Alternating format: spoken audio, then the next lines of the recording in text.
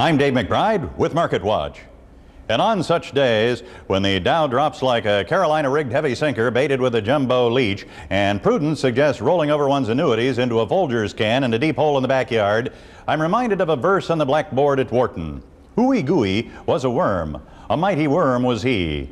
He crawled upon the railroad track, the train he did not see, which is an apt parable for investors in these troubled times. Ours is an investment climate far too barometrically unstable and volatile to accurately assess whether even bellwether blue chips will outperform shoveling money into an active volcano. Were I compelled to hazard an aphorism appropriate to the market and suitable for crocheting into a sampler, it would be this: now is the time to hold on to a nickel so tight as to muss Jefferson's pigtail. To investment attaches risk, and no matter how peaceful the day or how far one can see down the tracks, as sure as Sherman Hemsley will turn up at a new sitcom, a train's a-comin', and the Dow will come down like a cinder block in a daddy long legs and smash shares flatter than a night crawler and hot blacktop at rush hour. It's just a wink between a market hotter than a hiccup in hell and one slower than a backstroke in molasses in January.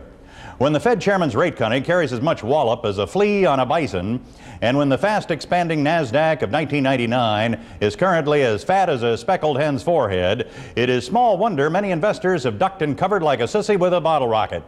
In today's market, when wealth vanishes quicker than a hummingbird on crystal meth, guts are scarcer than a frog hair brush, and when somebody grouses about having gone long on Argentine telecommunications, and when the bottom fell out they didn't see it coming, say to them two words: ooey gooey. Playing the market is a risky business, where what doesn't kill you leaves you peddling pencils in the pedway.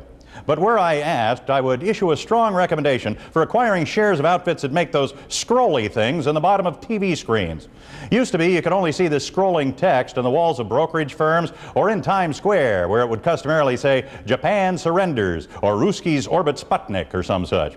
But since September 11, didn't every Tom, Dan, and Peter Jennings get himself one of these things so as to compel us all to read the news we thought they were paid to read to us? And if your TV is below 26 inches on the diagonal, you have as much chances of making out the latest screaming apocalyptic bulletin as reciting the bottom line on the chart at the wall at Lens Crafters. And when the news is coming faster than a quick draw contest at the Hyperkinetic Syndrome Center, they stack the scrolling bars 2 deep or more and run them at different speeds, like those Evelyn Wood speed reading exercises to which we were repeatedly exposed in Mrs. Altman's 6th grade class so as to encourage us to motor through the great books of the Western world, or at least to boost comprehension as we scan the Think and Grin page in Boy's Life for jokes to repeat at recess, like the one where the visitor dining at the California monastery goes into the kitchen to congratulate the chef who prepared the fish and chips and asks, "Are you the fish fryer?" And the brother replies, "No, I'm the chipmunk." Oh, how I hated speed reading. When Evelyn Wood died in 1995, I made a conscious effort to read her obituary very, very slowly. But recapping the day's activity, with the news that consumer confidence last month weakened much as mine did when the camp counselor ordered me up on the high board to prove I was no pansy chess boy, tech stocks experienced the downward pull of gravity as it exists on Jupiter, as investors took to the lifeboats, abandoning the good ship 401k and leaving those of us sailing toward retirement alone on the deck with no Carpathia on the horizon. The chart of second half overall trading has the appearance of an Olympic luge run, and market analysts call it an adjustment, as in the possum has adjusted to having been run over by the 18-wheeler.